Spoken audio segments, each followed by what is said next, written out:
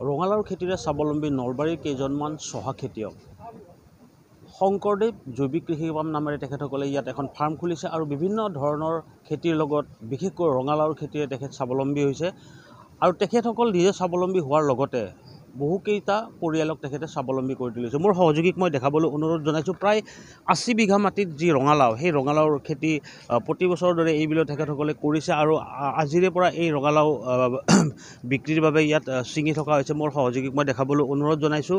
প্ৰায় ৮০ বিঘা মাটিত তেখেতসকলে ৰঙালাও খেতি কৰি স্বাৱলম্বী হৈছে। অকল ৰঙালাওৱেই নহয়, পানীলাও, অমিতা আদিৰ বিভিন্ন ধৰণৰ খেতিৰে তেখেতসকল স্বাৱলম্বী হৈছে আৰু এই যি ৰঙালাও, এই ৰঙালাও আজি ইয়াত ছিঙি থকা হৈছে আৰু এই ৰঙালাও তেখেতসকলে বজাৰত উলিয়াই দিব। আৰু কিছু লোক আছে, আমি কথা পাতিব বিচাৰিম, যিহেতু প্ৰতি বছৰৰ দৰে এই ৰঙালাওৰ যি খেতি তেখেতসকলে কৰিছে। নলবাৰী লক্ষীপুৰৰ যি হৰ্টিকালচাৰ বিজ্ঞানগুৰুগৰাকী ইয়াত আহিছে, তেখেতেও ইয়াত পৰামৰ্শ দিয়ে। তেখেতৰ ওচৰলৈ যাম। ছাৰ, আপোনাৰ ওচৰলৈ আহিছোঁ। যিহেতু ৰঙালাওৰ খেতিৰে তেখেতসকল স্বাৱলম্বী হৈছে, লগতে বিভিন্ন লোকক তেখেতসকলে স্বাৱলম্বী কৰি তুলিছে। ইয়াত কাম কৰি ঘৰ পোহপাল দি আছে, কি ক'ব? এইটো এটা খুব গুৰুত্বপূৰ্ণ কাম। নলবাৰীৰ কেইজনমান উঠি অহা যুৱকে খেতিত মনোনিৱেশ কৰিছে, মডাৰ্ণ এগ্ৰিকালচাৰ টেকন'লজিবিলাকত। তাৰ জৰিয়তে স্বাৱলম্বী হৈছে আৰু ইয়াৰ ভিতৰত খুব ছাকচেছফুলি কৰি থকা যিকেইটা খেতি আছে, এটা হ'ল অবতৰত কৰা ৰঙালাও। এই ৰঙালাওবিলাকৰ বীজবিলাক সিঁচে জুলাই মাহৰ শেষৰ ফালে বা আগষ্ট মাহত আৰু হাৰ্ভেষ্ট কৰে এনেকুৱা সময়ত, ধৰক যে নৱেম্বৰৰ ফাৰ্ষ্ট উইক বা কেতিয়াবা অক্টোবৰৰ লাষ্ট উইক, এনেকুৱা সময়ত এইবিলাকৰ হাৰ্ভেষ্টিংটো হয় আৰু তেতিয়া বজাৰ মূল্যটো বহুত বেছিকৈ পায়। আৰু অবতৰত কৰা ৰঙালাওৰ কাৰণেই এওঁলোকে মাৰ্কেট ভেলুটো বহুত বেছিকৈ পায়। ধৰক এতিয়া 20 টকা দৰত বা 22 টকা দৰত যোৱাকালি বিক্ৰী কৰিছে প্ৰতি কিলো ৰঙালাও, প্ৰতি কুইণ্টলত 2200 টকা। আৰু 1 হেক্টৰ মাটিৰ পৰা এনেকুৱাকৈ ৰঙালাও কৰিলে ধৰক প্ৰায় 200 কুইণ্টল ৰঙালাও হ'ব পাৰে যদি ভালকৈ কৰে এওঁলোকে। 200 কুইণ্টল ৰঙালাওৰ ভেলুটো প্ৰায় 4 লাখ টকা, বজাৰ মূল্যটো যদি 20 টকাকৈও কিলো বিক্ৰী কৰে বা 2000 টকা পাৰ কুইণ্টলত বিক্ৰী হয়। গতিকে 1 হেক্টৰ মাটিৰ পৰা এওঁলোকে যদি ধৰি লওক 1 লাখ টকা কষ্ট অফ প্ৰডাকশ্যন নহয়, প্ৰডাকশ্যনৰ উৎপাদন খৰচ হয় 3 লাখ টকা, 1 লাখ 100 দিনত 1 হেক্টৰ মাটিৰ পৰা পাব পাৰে। গতিকে এইটো এটা সঁচাকৈ খুব লাভজনক খেতি। ইমান কম দিনৰ ভিতৰত বেলেগ খেতি কৰি ইমানখিনি প্ৰফিট নাপায়। আৰু এই ৰঙালাওৰ খেতিৰেই গোটেই নলবাৰীখন অসমত চবেই পপুলাৰ হৈছে, জনাজাত হৈছে। আৰু এইটো টেকন'লজিটো এতিয়া এখন নলবাৰীতে আবদ্ধ হৈ থকা নাই, এই গোটেই টেকন'লজিটো বেলেগ বেলেগ ঠাইলৈকে বিস্তাৰিত হৈছে। আজি অসমৰ ইমূৰৰ পৰা সিমূৰলৈকে অবতৰত কৰা ৰঙালাও খেতিটো যথেষ্ট জনপ্ৰিয় হৈছে আৰু ইয়াত শ যুৱক বা হাজাৰ হাজাৰ যুৱক উদ্বুদ্ধ হৈছে এইটো খেতি কৰি। এইটো এটা আমাৰ কাৰণে খুব শুভ লক্ষণ। ৰঙালাওটো ধৰক খুব পুষ্টিকৰ খাদ্য, খাব লাগে আমি। হাৰ্ট পেচেণ্টৰ কাৰণে এইটো এটা ভাল খাদ্য। এণ্টি অক্সিডেণ্ট থাকে ৰঙালাও খালে। মানুহবিলাক ধৰক বুঢ়া নহয়, এনেকুৱা টাইপৰ ধৰক বহুতকেইটা ভাল হেৰি আছে, ভাল কোৱালিটি আছে। ৰঙালাও হওক, ৰঙালাওৰ চিড হওক। ইভিন আমি অসম কৃষি বিশ্ববিদ্যালয়ৰ পৰা ইয়াত ট্ৰাই কৰিছিলোঁ যে ৰঙালাওৰ পৰা আমি নেচাৰেল ফাকুৱা কৰিব পাৰিম, ফাকু তৈয়াৰ কৰিব পাৰি নেকি, যে মেৰিগ'ল্ড ফুলৰ লগত মিক্স কৰি, এইবিলাকৰ সম্ভাৱনা আছে। যিহেতু বিভিন্ন ধৰণৰ প্ৰডাক্টটো আজিকালি ৰঙালাওৰ পৰা বনাইছে।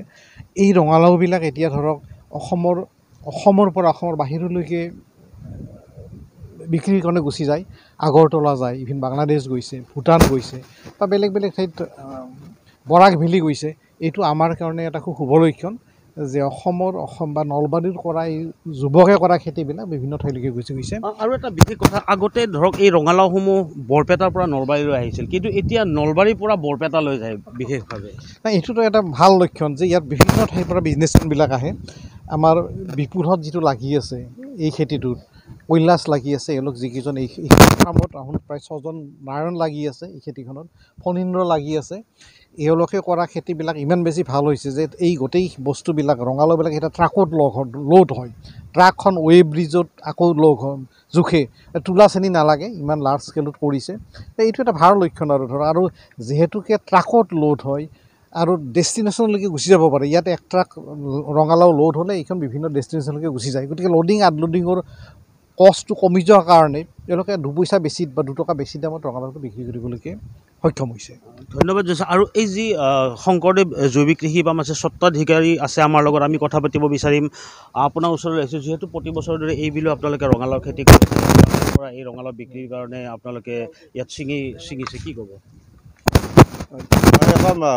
আমাৰ ডেকা ল'ৰাখিনিক এটা মেছেজ দিওঁ যি খেতি কৰি যি মানে চাকৰি নকৰি বা কোম্পানীৰ বাহিৰৰ কোম্পানীত যাই পেলাই যি থকাত কৰি আমাৰ খেতি কৰিও যি এটা পৰিয়াল সুন্দৰকৈ চলিব পাৰি, এখন বাইক বা আমাৰ প্ৰাইভেট স্কুলত ল'ৰা ছোৱালী পঢ়াব পাৰি, মই সেই এটা মানে আমাৰ উদাহৰণ হিচাপত হেৰি কৰিছোঁ। আৰু আমি প্ৰত্যেকবাৰে ৰঙালাওৰ কথাটো আমি আপোনালোকে গমেই পাইছে, প্ৰত্যেকবাৰে হেৰি কৰিছোঁ। আৰু আমাক দেখি ইয়াতে দেখি প্ৰায় মানে আমাৰ পাগল দিয়াৰ পাৰে পাৰে বহুতকেইখন ফাৰ্ম মানে ইয়াতে মানে হেৰি হৈছে আৰু নতুনকৈ জন্ম হৈছে।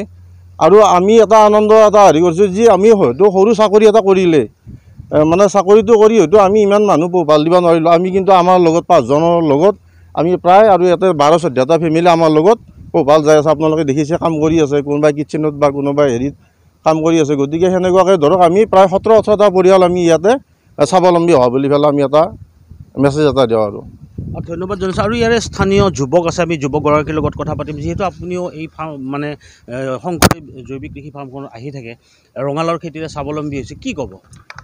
মই শংকৰদেৱ জৈৱিক কৃষি ফাৰ্মৰ যিসকল বিষয়ববী আছে তেখেতলোকক স্পেচিয়েল এটা ধন্যবাদ এইকাৰণে দিম যে ইয়াতে যিখিনি এগ্ৰিকালচাৰ প্ৰডাকশ্যন হয়, এই যেনেকুৱা ৰঙালাওৱে হওক বা অন্য যিয়ে নহওক, এই গোটেইখিনি জৈৱিক ব্যৱস্থাৰে হয়, মানে উইদাউট এনি ফাৰ্টিলাইজাৰ।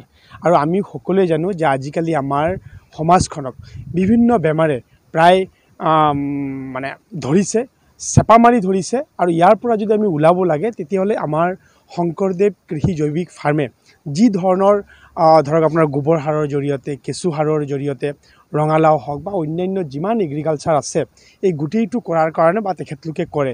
আমিও ইয়াৰ পৰা এইটো মানে শিকিবলগীয়া যে আমি যিমান এগ্ৰিকালচাৰৰ ধৰক লাও হওক, ফুলকবি হওক, বন্ধাকবি হওক, যি হওক, আমি যিবিলাক শাক পাচলি খাওঁ আজিকালি মেক্সিমাম ঠাইত বৰপেটাৰ পৰা যিবিলাক শাক পাচলি আহে বা তেজপুৰৰ পৰা যিবিলাক শাক পাচলি আহে গোটেইবিলাকত অত্যাধিক বেছি ফাৰ্টিলাইজাৰ থাকে, কীটনাশক প্ৰয়োগ কৰা হয়।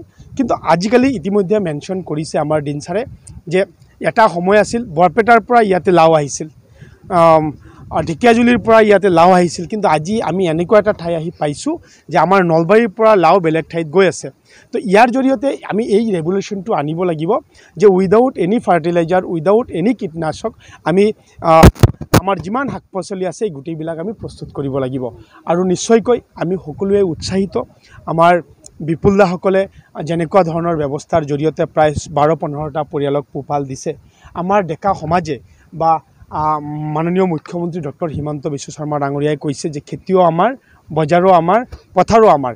সেই বাক্য কাৰ্যগত কৰি আমাৰ গোটেই ডেকা চামে এই বিষয়টোক, এগ্ৰিকালচাৰটোক আমি আৰু অলপ প্ৰিফাৰেঞ্চ দি আৰু আগবঢ়াই লৈ যাব লাগে। ধন্যবাদ জনাইছোঁ। মোৰ সহযোগী দেখাবলৈ অনুৰোধ জনাইছোঁ, যিফালে চাওঁ অকল সিফালে